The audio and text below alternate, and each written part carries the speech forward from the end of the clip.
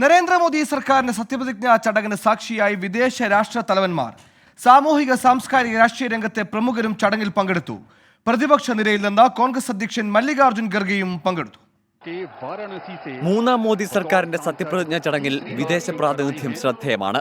മാലദ്വീപ് president Muhammad Muizzu, Sri Lankan president Ranil Wickremesinghe, Nepal പ്രധാനമന്ത്രി പുഷ്പ കമാൽ ദഹൽ, ഭൂട്ടാൻ രാജാവ് Jigme Khesar നംഗ്യേൽ Wangchuk, Mauritius പ്രധാനമന്ത്രി പ്രവിന്ദ് ജുഗ്നാഥ്, ബംഗ്ലാദേശ് പ്രധാനമന്ത്രി Sheikh Hasina, Seychelles vice president Ahmed Afif എന്നിങ്ങനെ 7 ലോകരാഷ്ട്ര നേതാക്കളാണ് ചടങ്ങിന്റെ ഭാഗമായത്.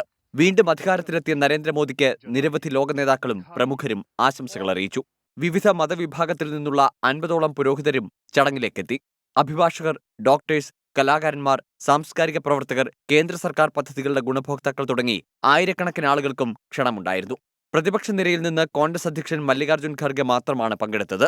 ഇവർക്ക് പുറമെ NDA ഭരിക്കുന്ന സംസ്ഥാനങ്ങളിലെ മുഖ്യമന്ത്രിമാർ, തെരഞ്ഞെടുപ്പിൽ മത്സരിച്ച സ്ഥാനാർത്ഥികൾ, സംഘടനാ ചുമതല വഹിക്കുന്ന ഭാരവാഹികൾ എന്നിങ്ങനെ 1000-ലധികം വ്യക്തികളും സത്യപ്രതിജ്ഞാ ചടങ്ങിന് സാക്ഷിയായി. 24 ഡൽഹി.